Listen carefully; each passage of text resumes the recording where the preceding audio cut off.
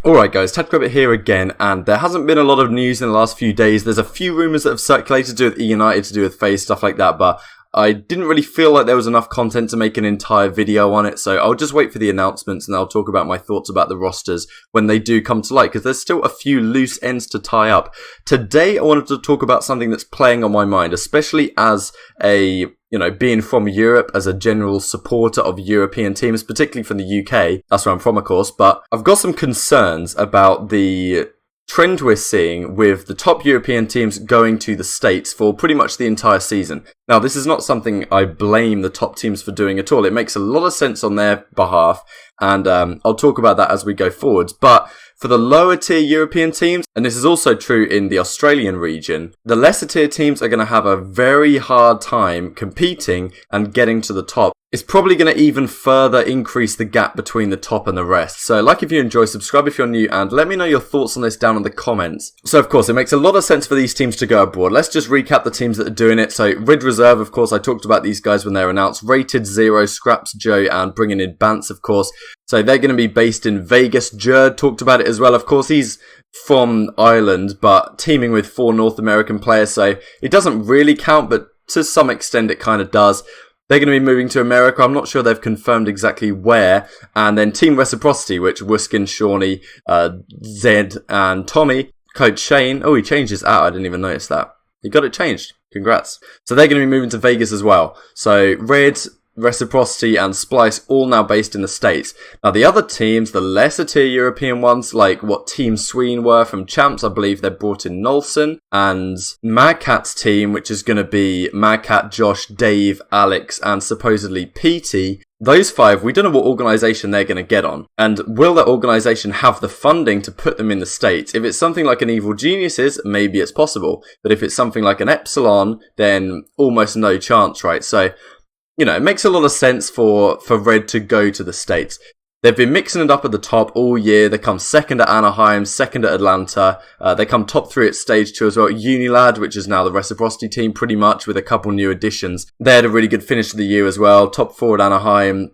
They finished top 6 at stage 2, I think, with some really big wins against teams the likes of Optic Gaming, right? So these guys have so much potential. Being in the States, practicing against the best teams in the world, it's going to make a hell of a lot of difference, theoretically, to the quality of their play. I remember Rated, not famously, but he said last year that what's the point in us scrimming against a team like at the time was GGEA Purple, which I think was Marky B, maybe Alex was on that team, like D-Frag. What's the point us scrimming against them when they haven't played against the likes of Gunless, right? They haven't played against the best players in the world in the States. So what are they going to teach us by playing them?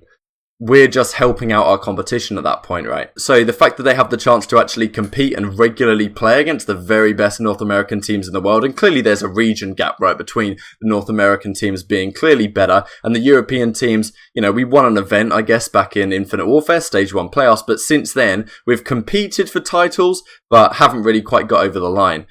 Now, the CSGO scene is kind of similar, with roles being reversed to some extent. Europe is the powerhouse, and North America have, they've won a couple of tournaments here or there, but it's tough for them to win consistently. Now, CSGO is obviously a little bit different. There's other regions in play. There's a Brazilian region, what's called the CIS region in kind of Asia, Russia, Ukraine, that area. Now, there is a Pro League in the CSGO system, but the Pro League is run by different organizations. So you've got the ESL Pro League, the ECS Pro League, and it's all done online, because in CSGO, multiple organizers can organize different events all over the world all the time. So it doesn't really make much sense for teams to relocate to another country when they're traveling around the world all the time anyway.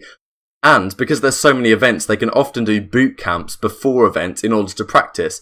Now, there has been some moves across regions. I believe SK, or what is now MIBR, moved to live in the States, which to some extent has had a similar effect on the Brazilian scene, where it's very, very difficult for any up-and-comers to find their way into a pro team. And I feel like that's a similar thing to what we'll see here. Now, of course, in Call of Duty, our Pro League is now on LAN in the States. I believe Columbus, Ohio, something like that.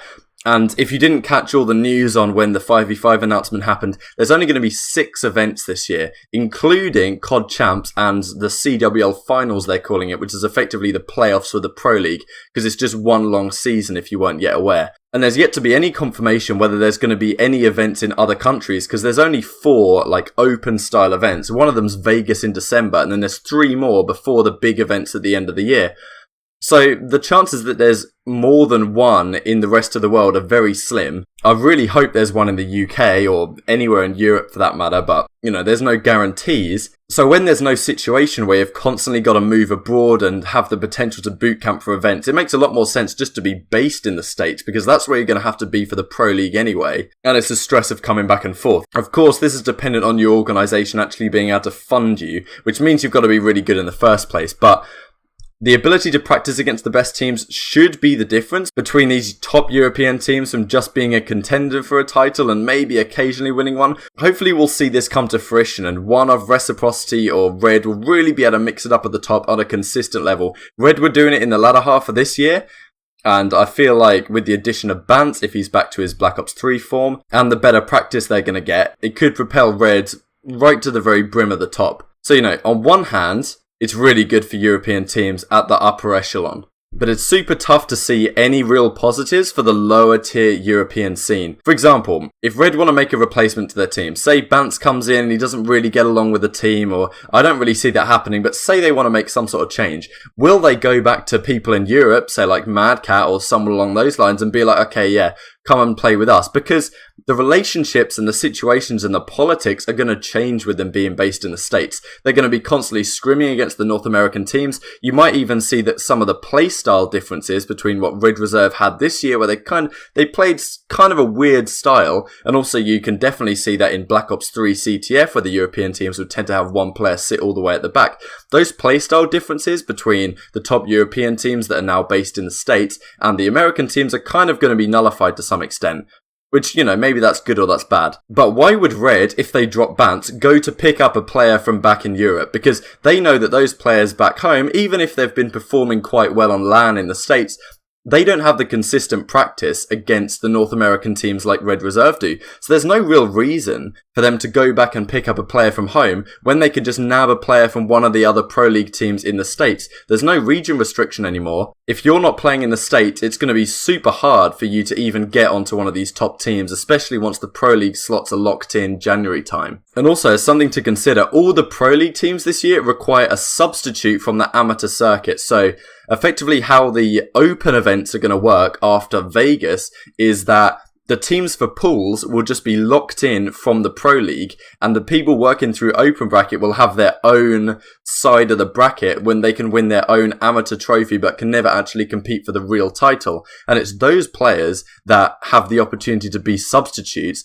for the Pro League teams. Now, every Pro League team has to choose a substitute, and it seems to me, unless MLG or one of the organisations are going to fund some European or maybe even some Australian talent to come out into the States for the Pro League, it seems to me like all of these substitutes are going to have to be from the States, right? There's no way Red are going to have a substitute from the Amateur League that's from the UK when either Red have to pay for their accommodation for the several months of the Pro League, or maybe MLG are going to find the money to do it, but I feel that very unlikely. Makes much more sense that amateur players already based in the States will be the ones going to these teams, which really makes it difficult for European amateurs to prove their worth when it's the ones from the States that are getting the real recognition, potentially subbing in for Pro League matches and also getting the opportunity to practice with and play against the best teams in the world.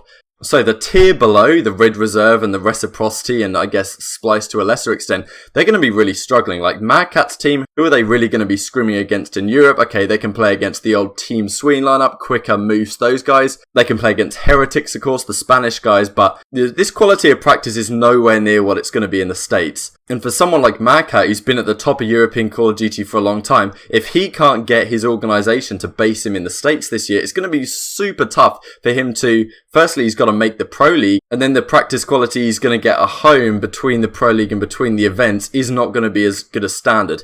If you make the Pro League, then that's not too bad. You'll be in the States for several weeks playing against the best teams in the world. That could propel you right to the top. But after the Pro League ends, before Call of Duty World Championships, are you going to have the money to stay in the States for a few weeks to boot camp? Or are you going to have to come home and then scrim against the likes of Heretics in order to prepare you for the biggest tournament of the year? Money is a huge factor at this point, and whether teams can afford to do this sort of thing for their players to try and get the best result possible is a big trade-off for them. So Black Ops 3's online Pro League was widely criticised, of course. Its online, very inconsistent results, and of course it was region locked. But one of the things that was really good about it is it gave the lower tier teams the opportunity to practice on a consistent and very competitive level against the best teams in the region. A lot of players made their name in the Black Ops 3 season.